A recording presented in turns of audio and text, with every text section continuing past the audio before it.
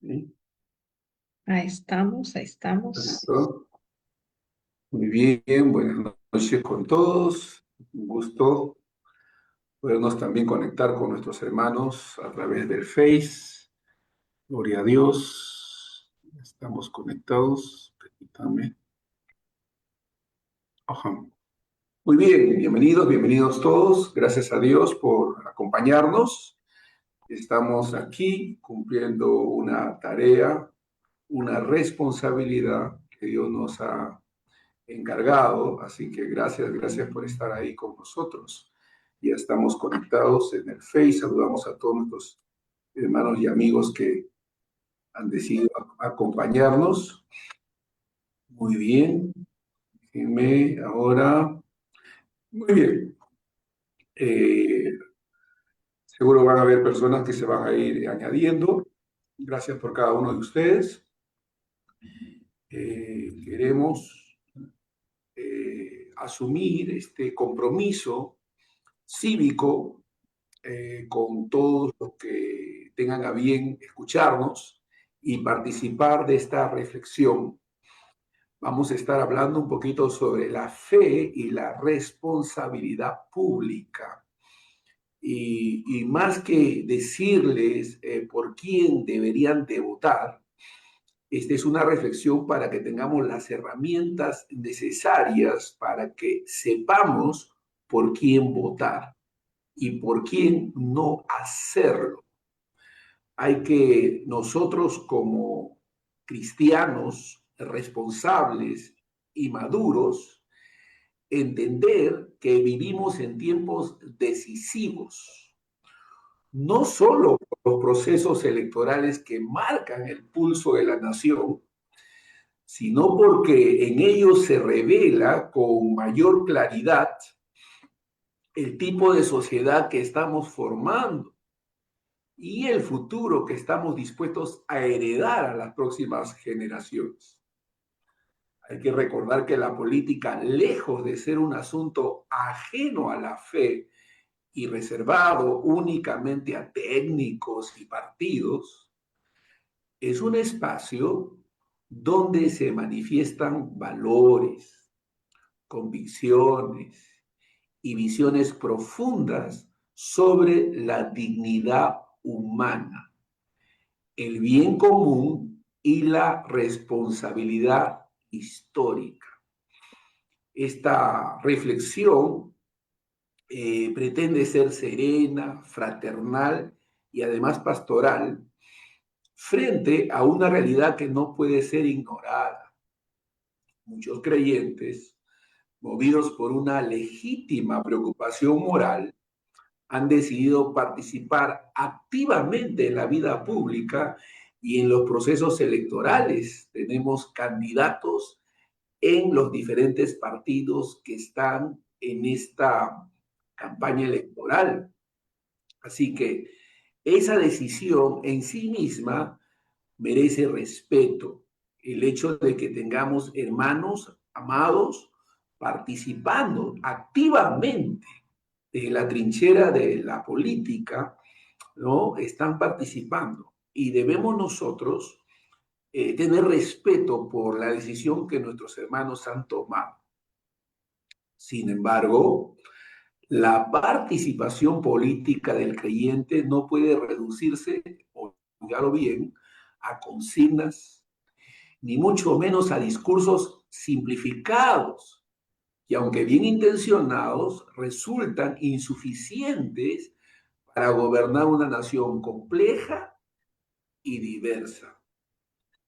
Y estamos tratando de entender que el espectro de gobierno en una nación va más allá que la noble causa de defender la familia, de ser pro vida y ser pro familia.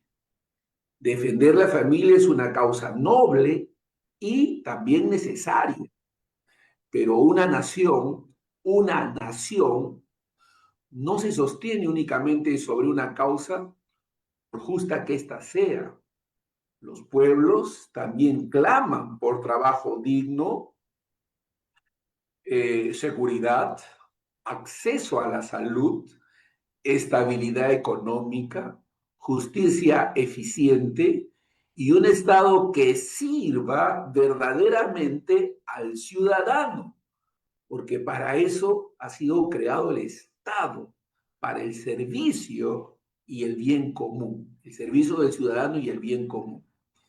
Ignorar estas realidades no fortalecen la fe, por el contrario, debilita el testimonio público del creyente y empobrece el debate democrático. La fe cristiana, cuando es madura, no evade la complejidad del mundo, no huye de los desafíos estructurales, ni se refugia en discursos de resistencia permanente. La fe bíblica es profundamente encarnacional, es decir, se expresa en decisiones concretas, en políticas responsables y en una visión integral de la vida. Gobernar, legislar o influir en la vida pública exige más que convicción moral. Exige sabiduría, exige conocimiento, humildad y una comprensión profunda de la realidad social, económica y cultural del país. Esta lección, esta reflexión de hoy, hay que entender esto, hermanos, no pretende alinearse con partidos, ideologías, ni candidaturas específicas. El propósito que tenemos en esta reflexión es mucho más alto y más exigente. Formar conciencia, ensanchar la visión y llamar a la madurez política de quienes desde una fe sincera desean servir al país.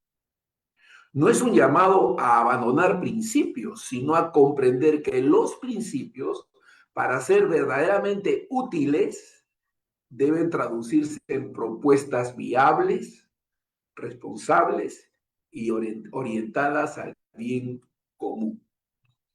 El escucha debe encontrar una exhortación constante a pasar de la resistencia a la construcción, del eslogan a la propuesta, del corto plazo electoral a la responsabilidad histórica. El liderazgo que el país necesita no es el que grita más fuerte, sino el que piensa más profundo. No el que divide, sino el que entiende. No el que se limita a denunciar, sino el que se atreve a edificar. Ojo con esta declaración. Gobernar es un acto moral. Administrar un país en una forma de mayordomía. Las decisiones que se toman en el ámbito público afectan vidas reales, familias reales y comunidades enteras. Por ello, y nos dirigimos a nuestros amados hermanos creyentes que están participando, ¿no?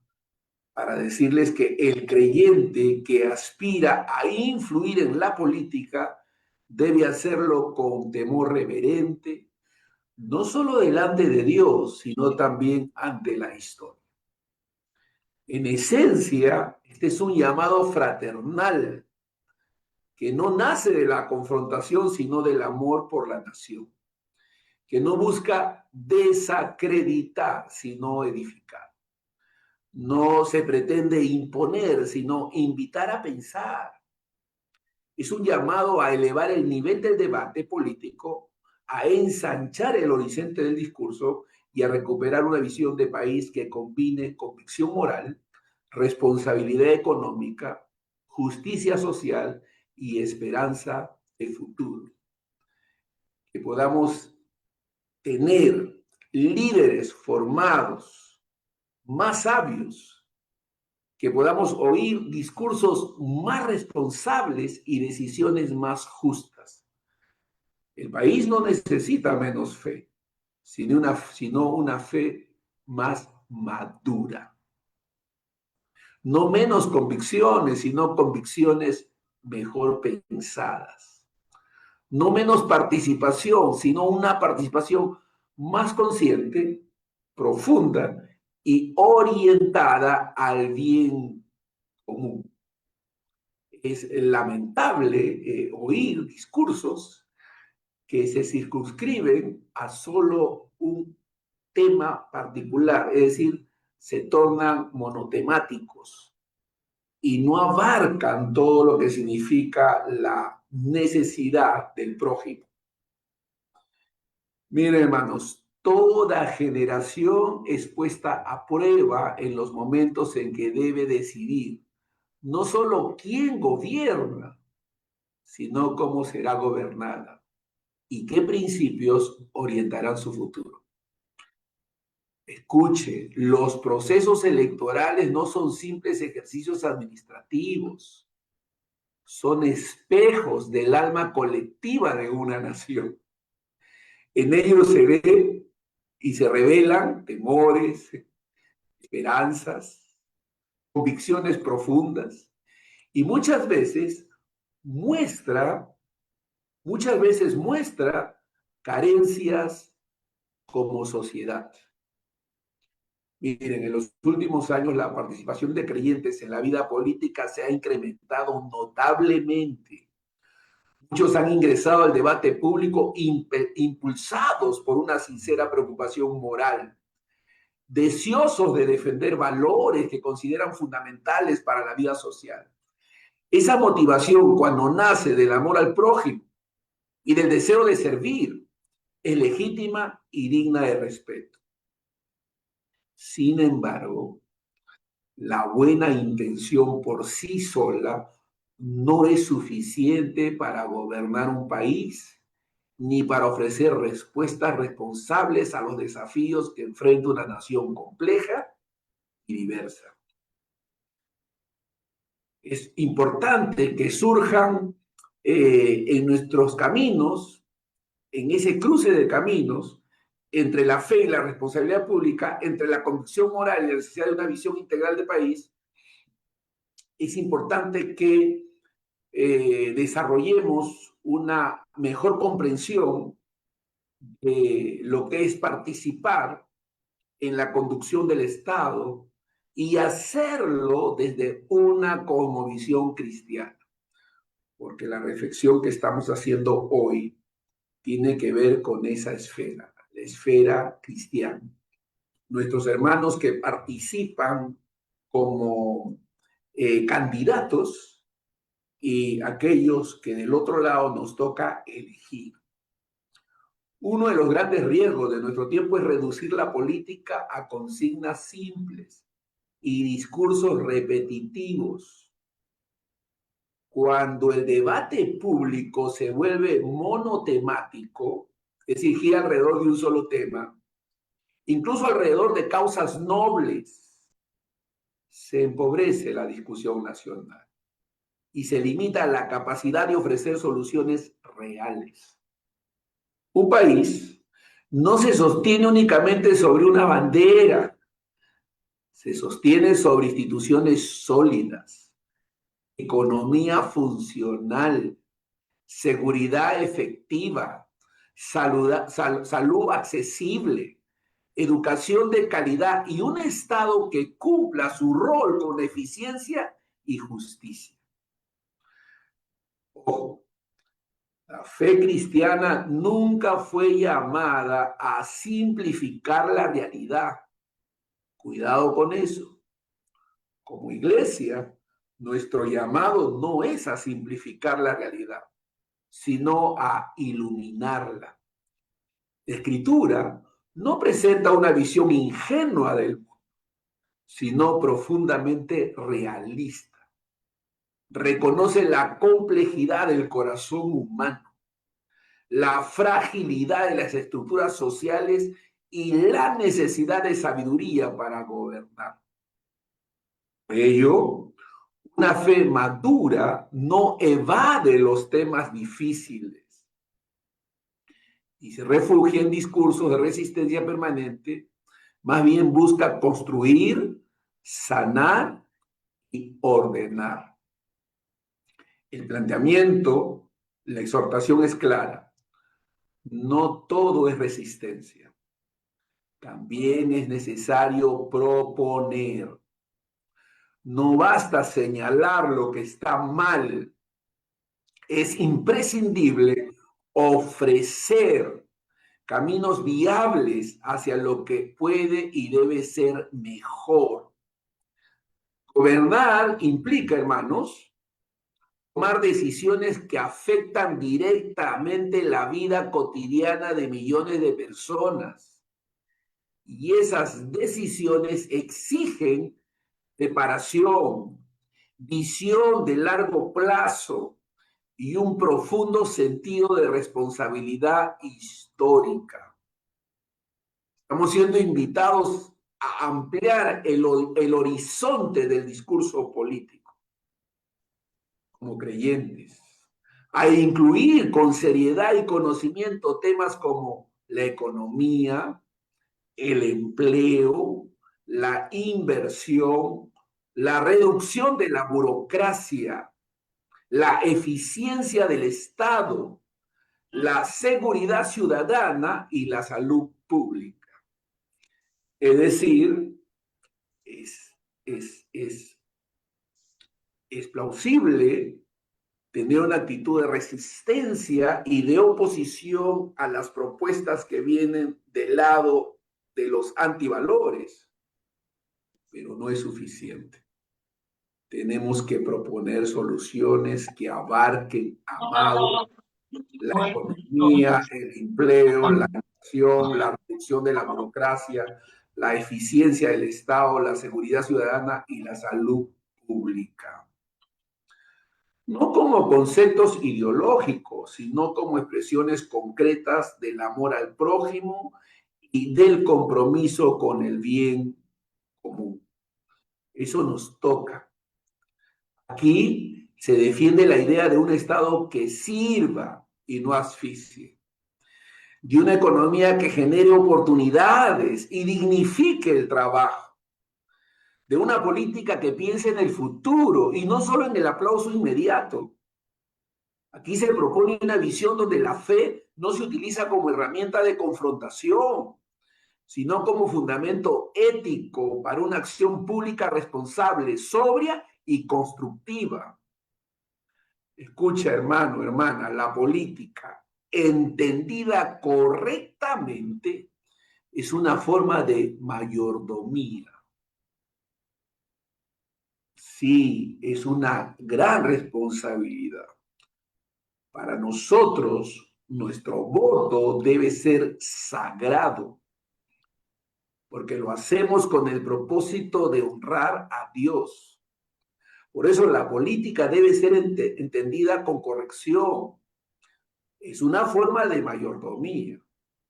Administrar recursos, diseñar políticas y legislar leyes es administrar vidas humanas, tiempo histórico y oportunidades colectivas. Por ello, el creyente que aspira a liderar debe hacerlo con humildad, con temor reverente y con una conciencia clara de que será responsable no solo ante Dios, sino también ante la historia. No buscamos uniformidad de pensamiento, ni pretendemos imponer un modelo único. Lo que buscamos es algo mucho más profundo: madurez, equilibrio y visión de nación. Este es un llamado a elevar el nivel del debate, a abandonar la superficialidad y a comprender que el verdadero liderazgo no se define por la fuerza del discurso, sino por la sabiduría de las decisiones. Que podamos prepararnos para reflexionar de manera honesta y desafiante. Necesitamos entender que el país no necesita polarización, sino un pensamiento profundo. Dejar de lado las consignas y tener propuestas.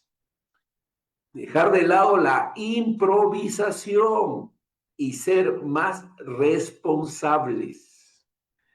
Estamos siendo invitados a asumir un desafío a mostrar una fe madura, un amor por la nación y una visión clara del bien común.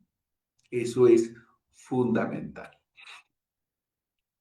Cuando hablamos de la vocación pública del creyente, que es parte de lo que nos corresponde, algunos son llamados a esa esfera de la realidad humana.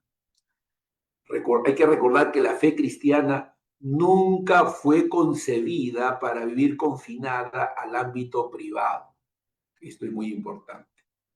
Ni reducida a una experiencia meramente interior. Desde las primeras páginas de las Escrituras, se nos presenta un Dios que actúa en la historia, que se revela en medio de los pueblos, naciones, reinos y gobiernos. Por ello, la participación del creyente en la vida pública no es una anomalía, sino una consecuencia natural de una fe viva, encarnada y responsable. Hay que entender que cuando un creyente decide involucrarse en la esfera pública y particularmente en la política, no está abandonando su llamado espiritual, está entrando en uno de los terrenos donde ese llamado es puesto a prueba con mayor intensidad. La política, entendida correctamente, es un espacio de servicio, de administración y de responsabilidad moral. El problema no es que el creyente participe en ella, sino cómo participa y desde qué comprensión de su vocación. Ojo con lo que estamos diciendo. El problema no es que el creyente participe en la política. El asunto es cómo participa y desde qué comprensión de su vocación. El apóstol Pablo afirma con claridad que no hay autoridad sino de parte de Dios y las que hay por Dios han sido establecidas. Eso dice en Romanos 13:1.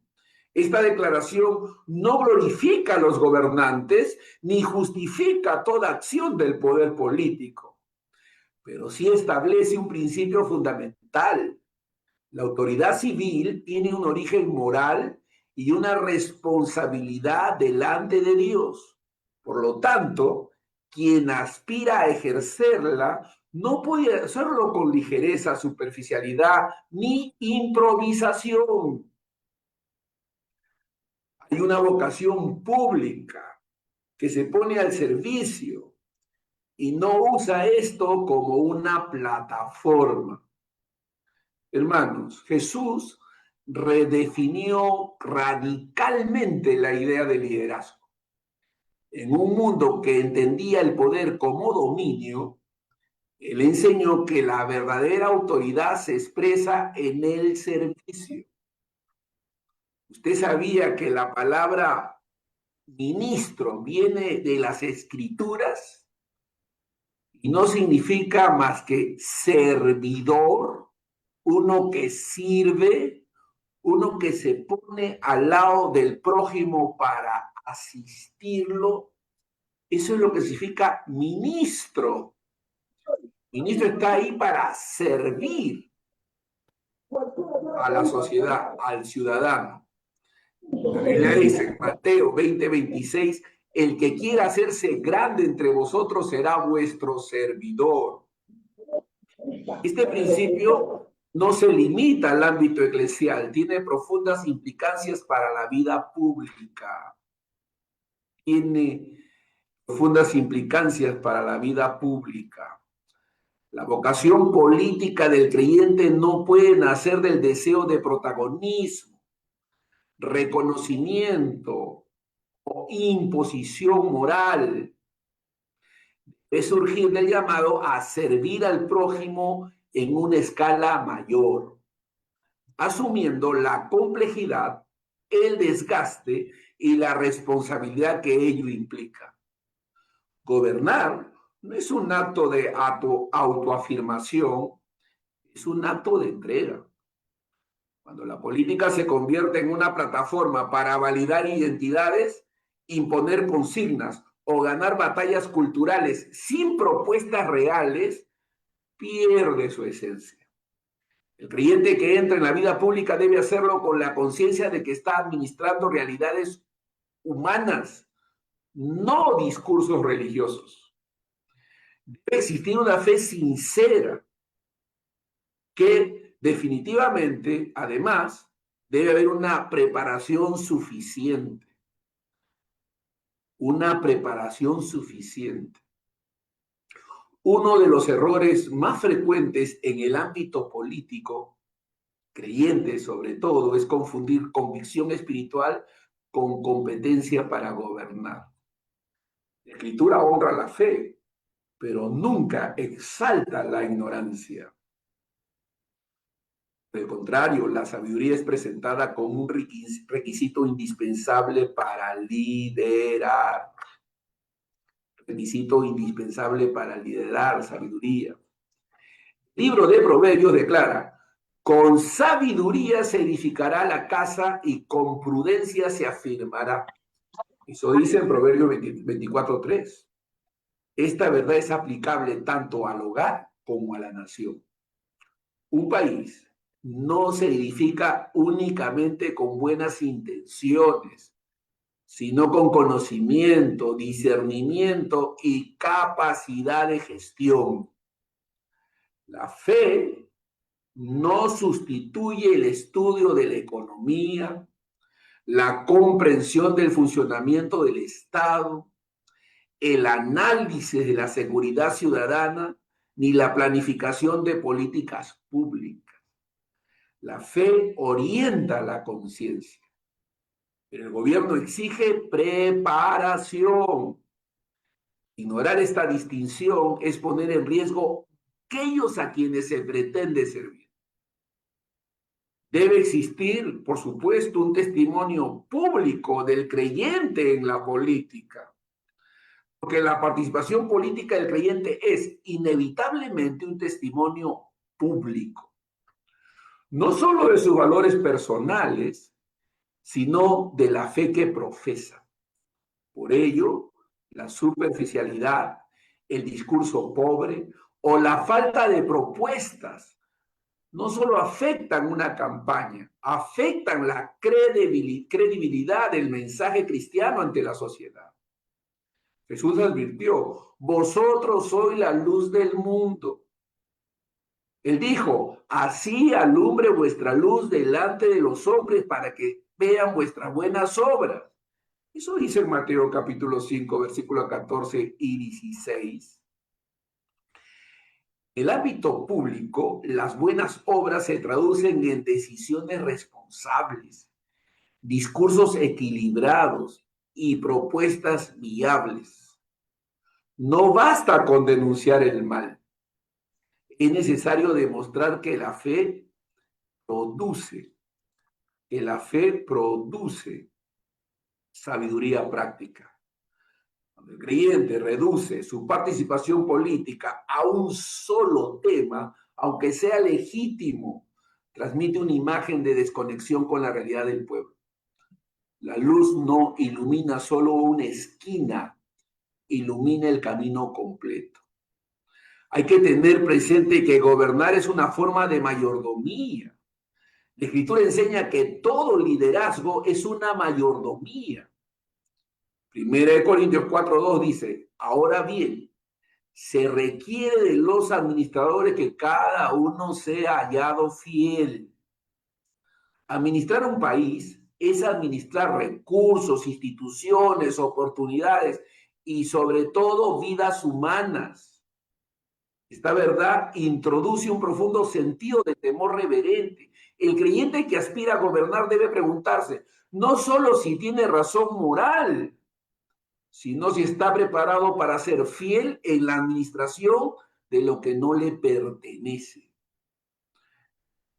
El poder no es propiedad del gobernante, es un encargo temporal. Por ello, la vocación pública exige humildad.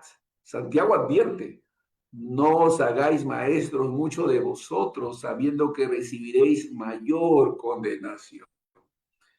Eso dice en Santiago capítulo 3, versículo 1. Aunque el contexto es espiritual, el principio es claro. A mayor influencia, mayor responsabilidad y mayor juicio. Nosotros somos llamados a una fe madura y encarnada. El creyente ha sido llamado a una fe madura y encarnada. La fe infantil busca respuestas simples para problemas complejos. Todavía se escucha la voz de algunos hermanos diciendo, pastor, ¿por quién votamos? No, ese es infantilismo y falta de responsabilidad. La fe madura reconoce la complejidad sin renunciar a la verdad. El autor de Hebreos exhorta a dejar los rudimentos de la doctrina de Cristo para avanzar hacia la madurez.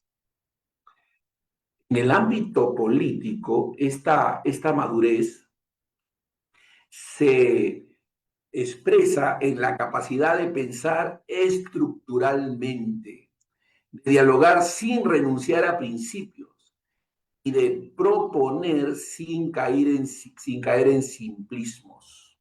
Eso es importante. La vocación pública del creyente no consiste en repetir consignas, sino en encarnar principios eternos en políticas temporales. Esto requiere discernimiento, paciencia y una visión a largo plazo. No todo se resuelve con resistencia. Muchas cosas se transforman con sabiduría perseverante. Este principio, hermanos, está establecido como fundamento. La política no es un terreno prohibido para creyentes, pero sí es un terreno exigente. Participar en ella demanda algo más que pasión, demanda preparación, humildad y una visión integral del bien común. El profeta Miqueas resume el llamado de Dios con palabras sencillas pero profundas. Y Jehová de ti solamente hacer justicia, amar misericordia y humillarte ante tu Dios. Eso dice en Miqueas 6:8. Hacer justicia implica políticas responsables. Amar misericordia implica sensibilidad social. Humillarse implica reconocer límites y aprender. Estamos siendo invitados a asumir nuestra vocación pública con seriedad, con fe madura y con una visión de nación que honre a Dios sirviendo verdaderamente al pueblo. En las elecciones, cuando hay este tipo de campañas electorales, generalmente sale a luz el nivel espiritual del creyente. El discurso que muchos creyentes abrazan y repiten no es sino la narrativa que el mundo promueve. Y entonces los creyentes usan términos similares a los del mundo. Esos corruptos, la política es sucia, no se puede confiar en ningún político, etc. Son términos que el mundo ha acuñado, que son repetitivos, pero el creyente no tiene ese tipo de visión de la política. Reconoce la corrupción humana y sabe que todos los hombres tienen límites y son falibles. Pero hay leyes y hay principios que deben ser defendidos, promovidos y mantenidos en el tiempo. Uno de ellos es la familia. La familia es el pilar fundamental, pero no es el único. Hablar de la familia es hablar del corazón mismo de la vida social. Desde el principio de la revelación bíblica, la familia aparece como una institución querida por Dios, diseñada por Dios, diseñada para el cuidado, la transmisión de valores y la formación del carácter humano. En Génesis 2:18 dice, no es bueno que el hombre esté solo. Es decir, no es solo esta no es solo una afirmación racional, sino una declaración fundamental sobre la vida en comunidad. La familia, en este sentido, es una expresión primaria del orden social querido por el Creador. Así que defender la familia es sin duda una causa justa y necesaria. Ninguna nación puede aspirar a estabilidad duradera si desprecia la célula básica donde se forman las personas que la componen. Sin embargo, reconocer la centralidad de la familia no implica absolutizarla como único eje del discurso político, ni reducir toda la agenda nacional a su defensa. Cuando esto ocurre, incluso una causa noble puede terminar debilitándose por falta de visión integral. La Escritura misma nos enseña que Dios no solo se interesa por la familia en sentido estricto, sino por la totalidad de la vida social. El Dios de la Biblia es presentado como el Dios de justicia, Isaías 30:18, como defensor del pobre y del necesitado, Salmos 82:3, y el Señor de las naciones, Salmo 22:28. Reducir su preocupación a un solo aspecto de la vida humana sería una lectura incompleta de su carácter.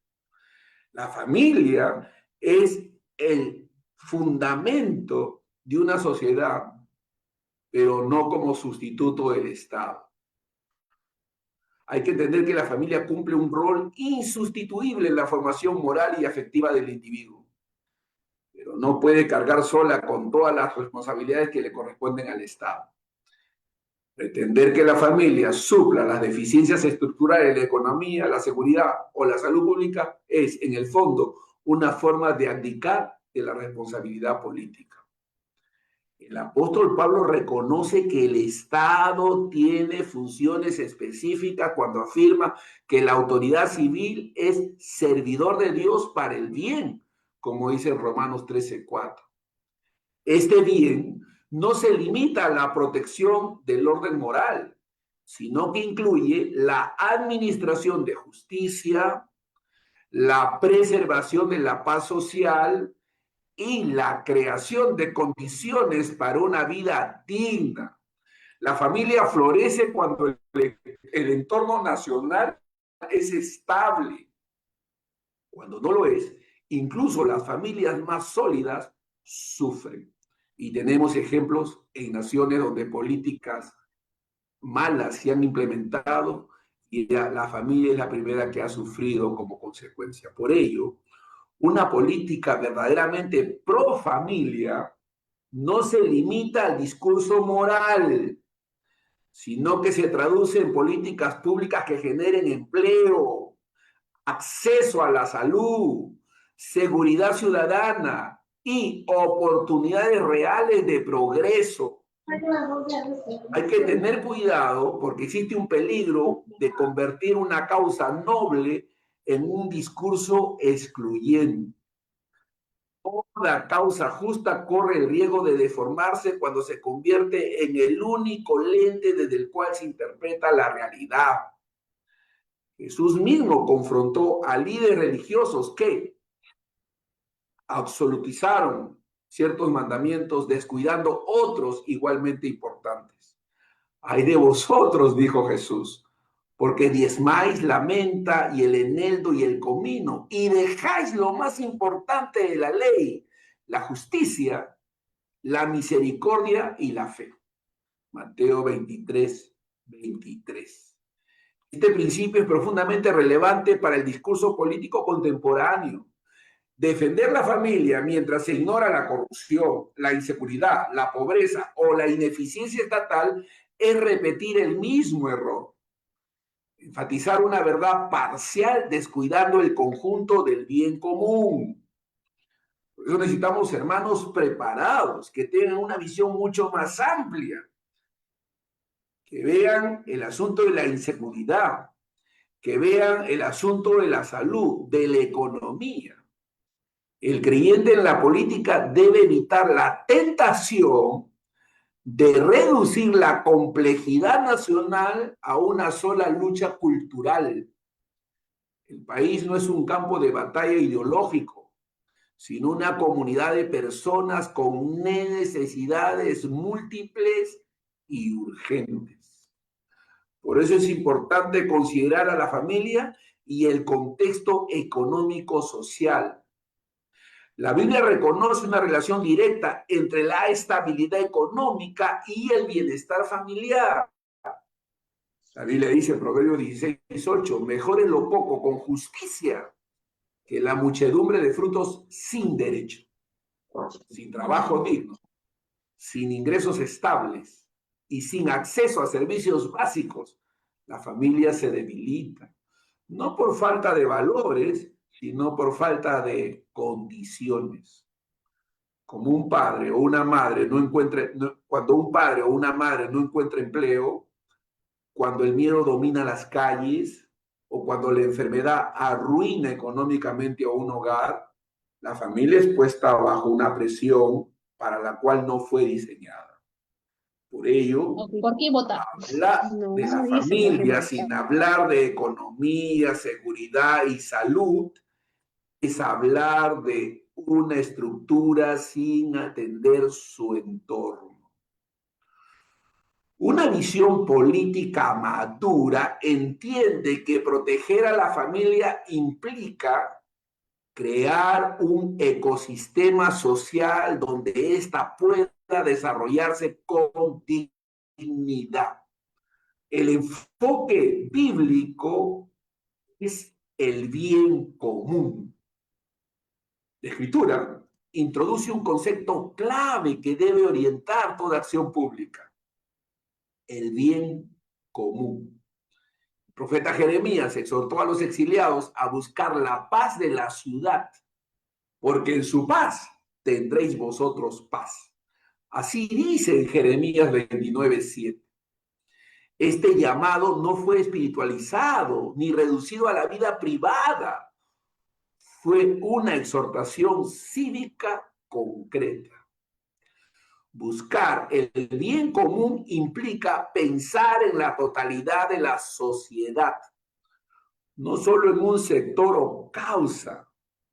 Implica reconocer que una nación saludable requiere equilibrio entre valores morales, instituciones fuertes y políticas eficaces. La familia prospera cuando la ciudad prospera. Cuando la ciudad colapsa, la familia sufre. Por eso necesitamos tener un testimonio público de un discurso equilibrado. El creyente que participa en política no solo representa una causa, sino una forma de pensar y de vivir la fe.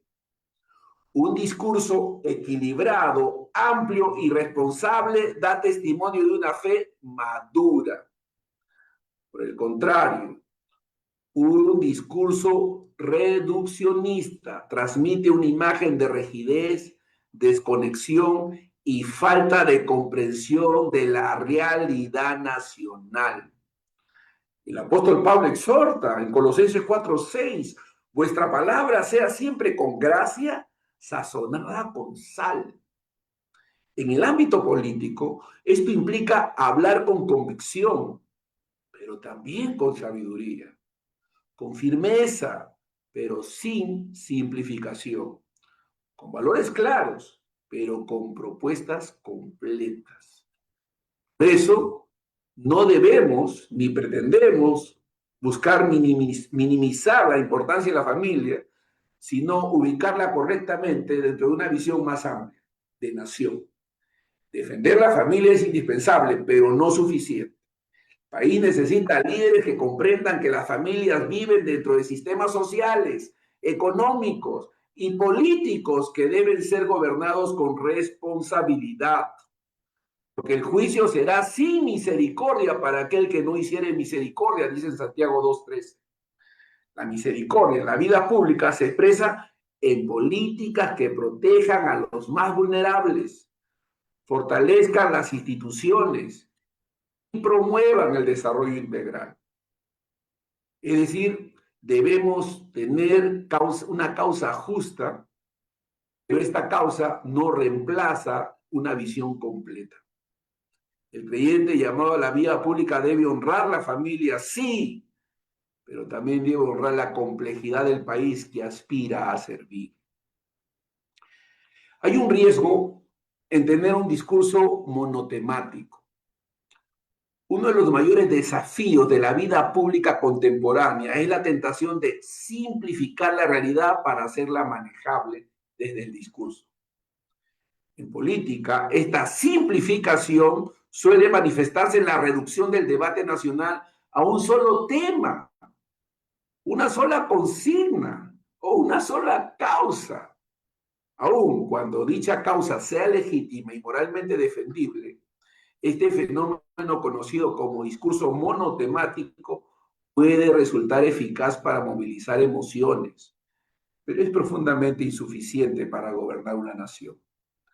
La Biblia nos enseña que la realidad humana es compleja y que el liderazgo sabio no ignora esa complejidad. Los pensamientos con el consejo se ordenan, dice en Proverbios 20:18. Donde no hay consejo, amplitud de visión ni discernimiento, las decisiones se vuelven frágiles y el liderazgo pierde profundidad. Reducir la política a un solo eje no solo empobrece el debate público, sino que también genera desconfianza en una ciudadanía que enfrenta problemas múltiples y urgentes. El pueblo no vive una sola preocupación, vive muchas, simultáneamente. Cuando el discurso político no refleja esa realidad, se produce una desconexión peligrosa entre el líder y la nación. Por eso debemos entender que hay una visión. Una causa puede ser justa, pero una causa no es lo mismo que una visión de país. La visión implica integración, equilibrio y proyección hacia el futuro. La causa, cuando se absolutiza, tiende a desplazar otras responsabilidades igualmente importantes. Debemos tener cuidado. La Escritura ofrece una advertencia clara sobre este desequilibrio. El rey Saúl, convencido de cumplir una orden específica, descuidó la obediencia completa y el discernimiento espiritual. El profeta Samuel declaró: se complace tanto Jehová tanto en los holocaustos y víctimas como en que se obedezca a las palabras de Jehová. 1 Samuel 15:22. Saúl hizo algo aparentemente correcto, pero perdió de vista el todo. En la política ocurre algo similar cuando una causa se convierte en sustituto de una visión integral. Se defiende con pasión un aspecto de la realidad mientras se descuida el conjunto del bien común. El resultado no es fidelidad, sino desequilibrio. Hay un empobrecimiento en el debate nacional, como lo hemos podido ver, y de lo cual toda la nación ha sido testigo. El discurso monotemático no solo limita al candidato, limita a la nación. Cuando los líderes no amplían la conversación, el pueblo deja de escuchar propuestas y comienza a escuchar consignas repetidas. Esto produce cansancio social, polarización y finalmente indiferencia. La gente va a ir a votar sin saber por quién y por qué hacer.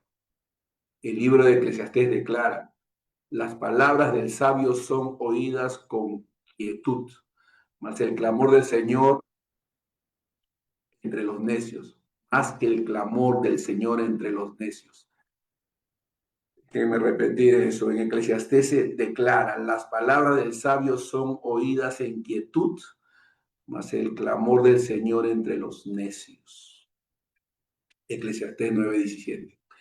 El clamor puede ser ruidoso, pero la sabiduría es profunda.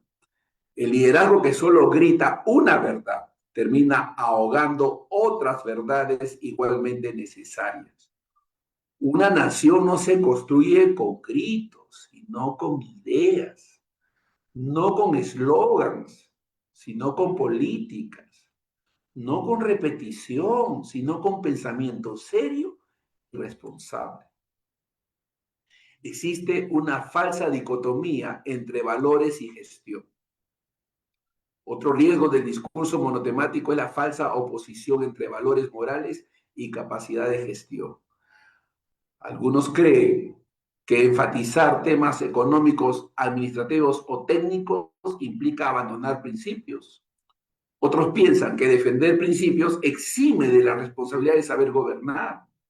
Ambas posturas son erradas. La escritura une carácter y competencia. José, antes de gobernar Egipto, demostró no solo integridad moral, sino también capacidad administrativa. El faraón reconoció en él espíritu de Dios y sabiduría práctica. Eso dice en Génesis capítulo 41. Su liderazgo salvó naciones enteras del hambre. El ejemplo es claro. La fe auténtica no sustituye la preparación, la impulsa. Un discurso que solo habla de valores, pero no sabe cómo gestionar el Estado, no honra esos valores, los pone en riesgo. Por eso es importante que el creyente que participa en política también ejerza de alguna manera una influencia pastoral sobre la sociedad, porque sus palabras forman conciencia, modelan actitudes y enseñan cómo relacionarse con la realidad. Un discurso reduccionista enseña al pueblo a pensar de manera reducida. El apóstol Pablo exhorta a Timoteo: procura con diligencia presentarte a Dios aprobado, que usa bien la palabra de verdad. Eso dice en 2 de Timoteo 2:15. Usar bien la palabra no es solo decir lo correcto, sino decirlo de manera completa, responsable y edificante.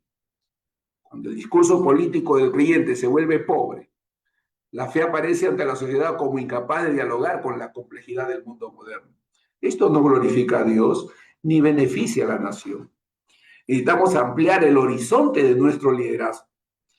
El liderazgo maduro no teme ampliar su discurso, lo necesita. Hablar de economía, salud, seguridad, educación y Estado no debilita la causa moral, la contextualiza, la hace viable. El líder que entiende esto no abandona principios, sino que los traduce en políticas concretas. Proverbio declara: donde no hay visión, el pueblo se desenfrena. Eso dice en Proverbios 29:18. La falta de visión no se manifiesta solo en el desorden moral, sino también en la improvisación política, la falta de planificación y la incapacidad de gobernar. Una visión de nación integra valores, gestión y futuro. No vive anclada en una sola lucha, sino comprometida en la totalidad del bienestar social. Esto que estamos diciendo no es una condena, sino una advertencia pastoral. El discurso monotemático es comprensible en contexto de confrontación cultural, pero resulta insuficiente cuando se trata de gobernar.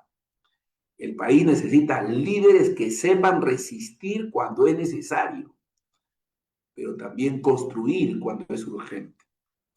El apóstol Pablo enseña: todo me es lícito, pero no todo conviene. Todo me es lícito, pero no todo edifica. No todo discurso que moviliza conviene. No todo mensaje que gana aplausos edifica una nación. El llamado es claro. Ampliar el discurso es un acto de responsabilidad, no de traición. Pensar integralmente es una expresión de madurez, no de concesión. El creyente que aspire a liderar debe hacerlo con una visión amplia, profunda y orientada al bien común. El creyente tiene que entender que no va a gobernar para los evangélicos, va a gobernar a una nación pluricultural y debe hacerlo buscando el bien común. Gobernar es comprender la complejidad del país. Uno de los errores más frecuentes en la vida pública es suponer que gobernar consiste únicamente en administrar buenas intenciones. La realidad de una nación es siempre más compleja que cualquier discurso.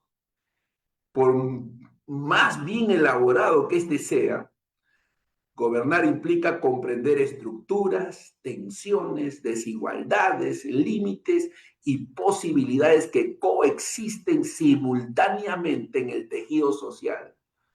No basta con amar al país, es necesario entenderlo.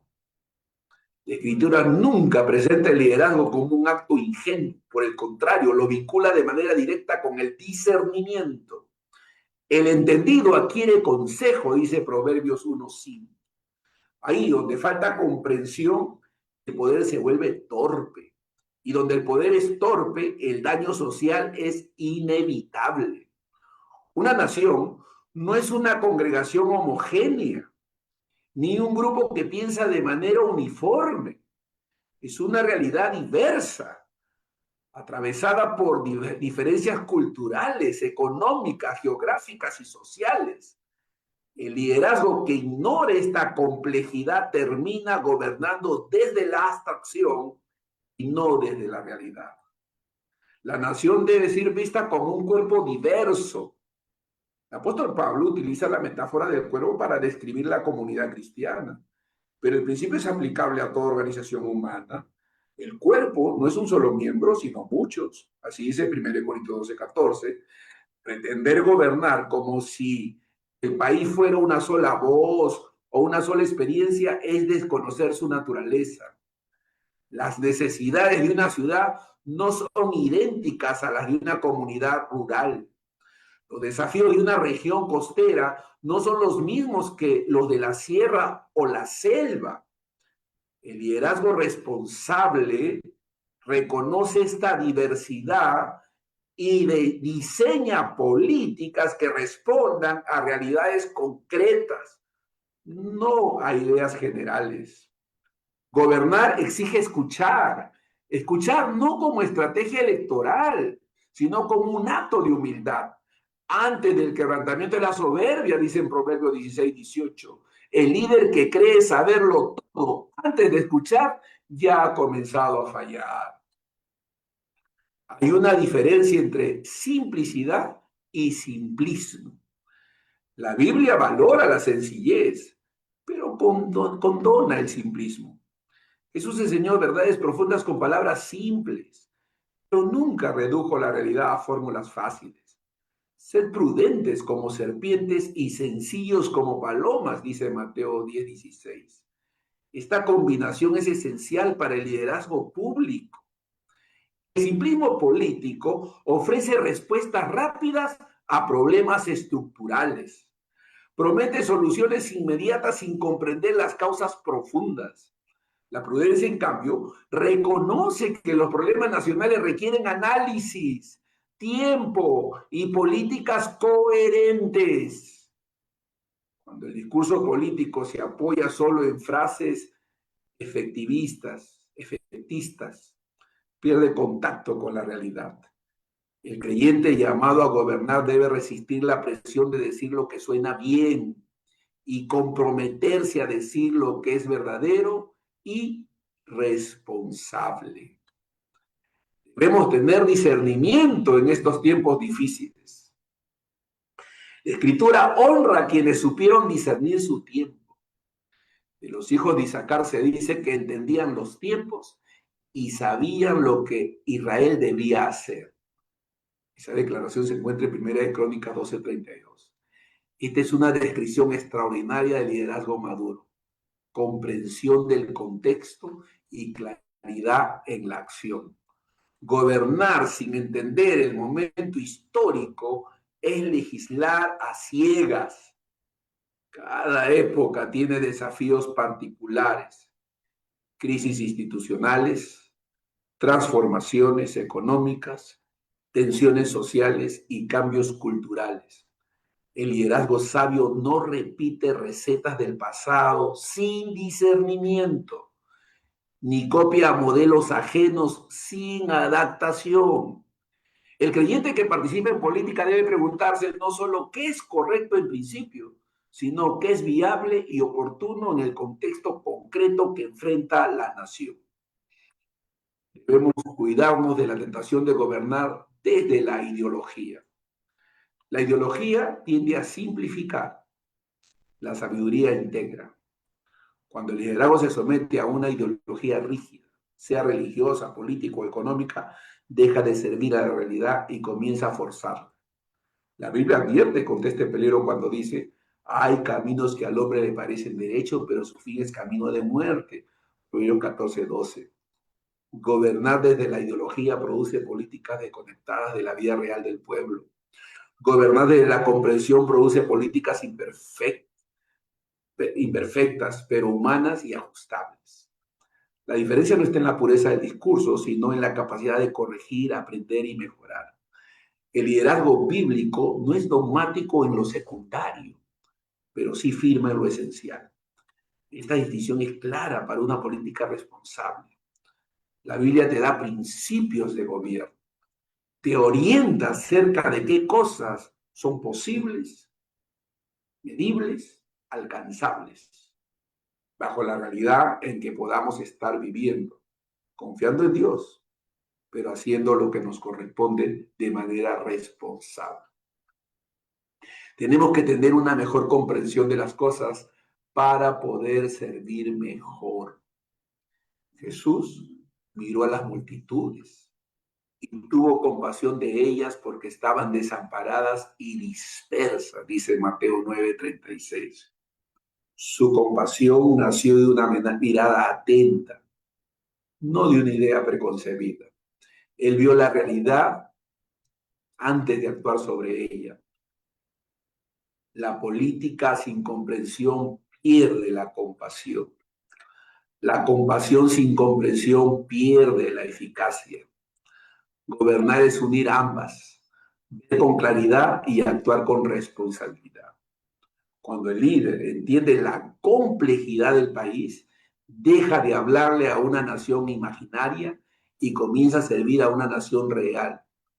Ese cambio marca la diferencia entre un discurso que entusiasma momentáneamente y un gobierno que transforma de manera duradera. Somos invitados a la humildad. Humildad para reconocer que ningún líder posee todas las respuestas. Humildad para escuchar a expertos, comunidades y realidades distintas. Humildad para corregir cuando es necesario. El profeta Isaías declara, Isaías 66:2, con los humildes está la sabiduría. La sabiduría política no nace del orgullo, ni de la rigidez, sino de un corazón enseñable y comprometido con el bien común. Comprender la complejidad del país no debilita el liderazgo, lo fortalece, no diluye los principios, los encarna, no relativiza la verdad, la hace responsable. Ese es el llamado que nosotros tenemos. Antes de gobernar, comprender. Antes de legislar, escuchar. Antes de imponer, discernir. Solo así la vocación pública del creyente puede honrar a Dios y servir verdaderamente a la nación. La economía es clave, la dignidad de las personas es clave, el trabajo y el desarrollo es importante. Hablar de economía no es hablar únicamente de cifras, estadísticas o teorías abstractas, es hablar de la vida concreta de las personas. Detrás de cada indicador económico hay hogares que comen o no comen, jóvenes que encuentran oportunidades o migran, padres y madres que trabajan con dignidad o sobreviven en la precariedad. Por ello, la economía no puede ser tratada como un tema secundario, ni como un asunto ajeno a la fe cristiana.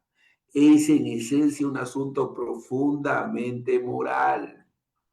Por eso se defiende los términos económicos que aparecen en la Constitución, porque eso es lo que ha sostenido al país a pesar de los cambios de los diferentes presidentes que han habido.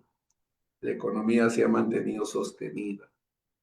Chocar con el aspecto económico en la Constitución es ponernos en riesgo peligroso.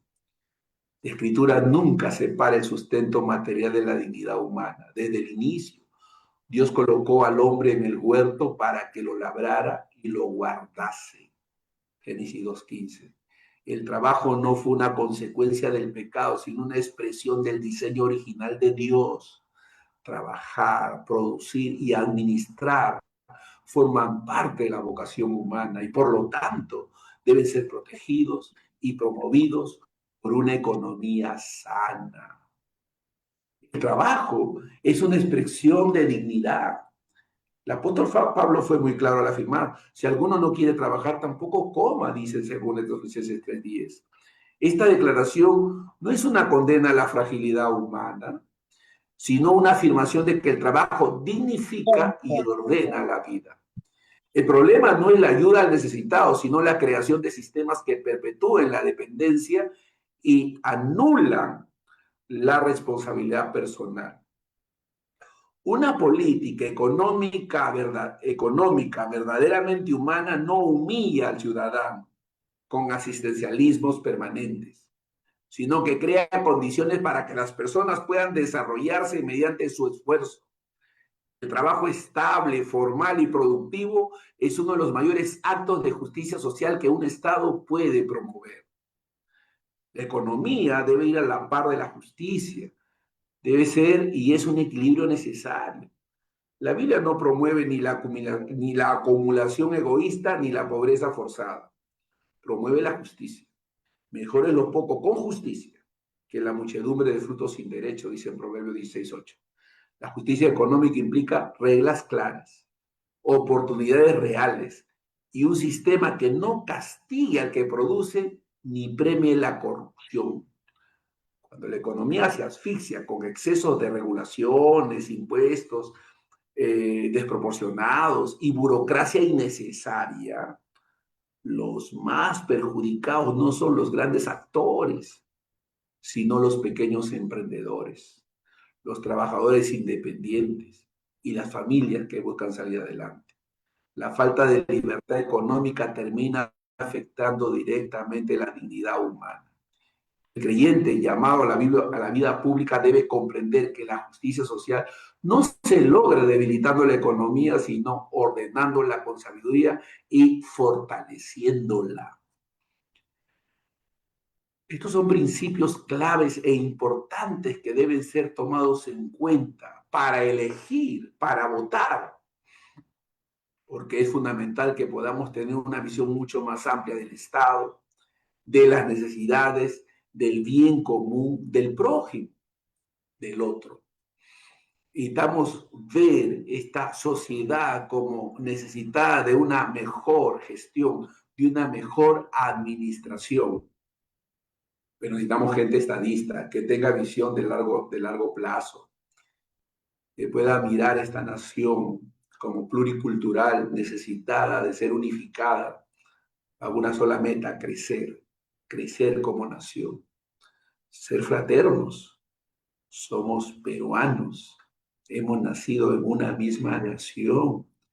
Debemos mirarnos los unos a los otros como hermanos, como ciudadanos que deben apoyarse mutuamente. Es importante que oremos y que desarrollemos una capacidad de discernimiento que es esencial, es clave. Los programas, la forma como se diseñó el planteamiento de las expresiones de planes de gobierno no han satisfecho a la comunidad, a la sociedad. No han servido para el fin que es creado, que es que la gente se informe. Los planes de gobierno son estructurados a veces sobre un papel que aguanta todo, pero tenemos que discernir. Tenemos que elegir responsablemente. y tenemos que demandar a aquellos que van a ser elegidos a que tengan una visión amplia de país y que miren más allá de los eslogans, de un sentido meramente monotemático. Nuestros congresistas deben haber aprendido, los que ya han estado ahí, estamos hablando de nuestros hermanos. Este material que estoy compartiendo con ustedes les he hecho llegar a la mayoría de los candidatos que van y están participando en esta campaña electoral. Algunos de ellos han dicho, muy bien, gracias. Otros, no, yo he sido llamado solo a esta área en particular y bueno, está bien, se respeta. Pero es importante que como pueblo de Dios asumamos con responsabilidad nuestro voto. Necesitamos madurar como ciudadanos, al lado de lo que la fe nos enseña, las escrituras nos muestran. Debemos recordar lo que Dios a través de Jeremías le dijo al pueblo. Trabajad por la paz de este pueblo, porque en su paz vosotros tendréis paz. Así que es nuestra responsabilidad elegir. Pero mirar los planteamientos de los planes de gobierno pensando en macro, no de manera micro. Debemos considerar las diferentes expresiones que nuestros candidatos van dando, van comunicando. Desafortunadamente, he podido notar que algunos no comprenden el plan o el propósito para el cual están siendo elegidos en el espacio de la senaduría y de lo que es ser diputados.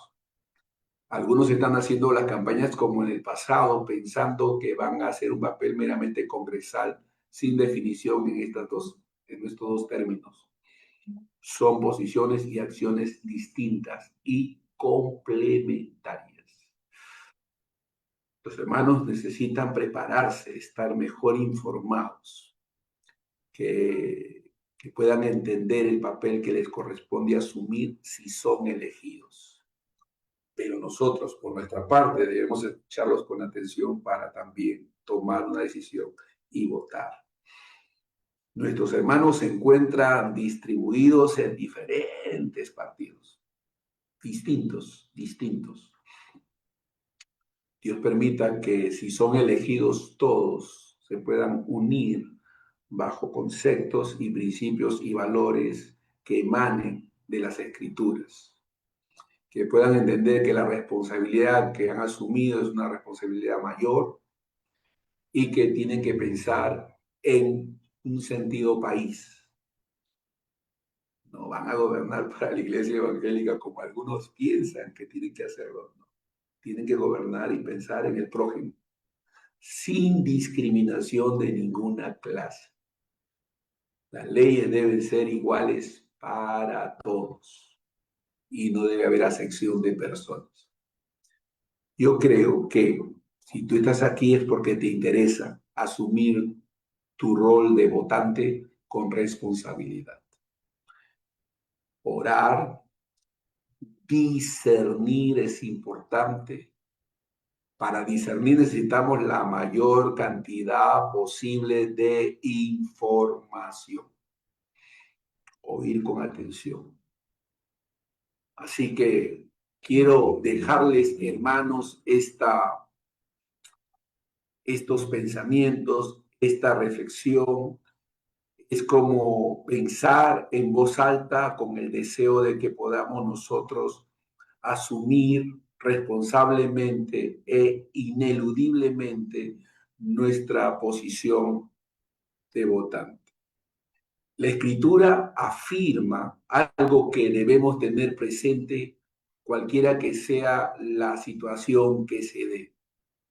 Salmo 46:1 dice: Dios es amparo y fortaleza, nuestro pronto auxilio en las tribulaciones. Esta verdad espiritual establece un principio ético. La protección de la vida es una prioridad y debemos nosotros defender la vida al prójimo, mantener una actitud adecuada. Déjeme terminar diciendo que la prevención es clave. Una política de salud responsable no se limita a reaccionar ante la crisis, se anticipa. Proverbios 22:13 dice, el prudente ve el mal y se esconde. La prevención, la educación sanitaria, la atención primaria son pilares de un sistema efectivo. Así que es importante que miremos, tengamos una mirada de largo alcance. Que Dios nos ayude para poder reflexionar y tomar en cuenta estos consejos prácticos. Que podamos tener una visión más amplia. Muy bien, voy a dejar a nuestros amigos allá en el Face para quedarnos con nuestros hermanos aquí en el interno, en el Zoom, y poder dialogar e intercambiar algunos pensamientos, poder interactuar entre nosotros y manifestar nuestras inquietudes. Así que déjenme despedirme de las personas aquí en el Face, que Dios los bendiga, será hasta otra oportunidad y nos quedamos con ustedes aquí en el Zoom. Bendiciones con todos, un abrazo.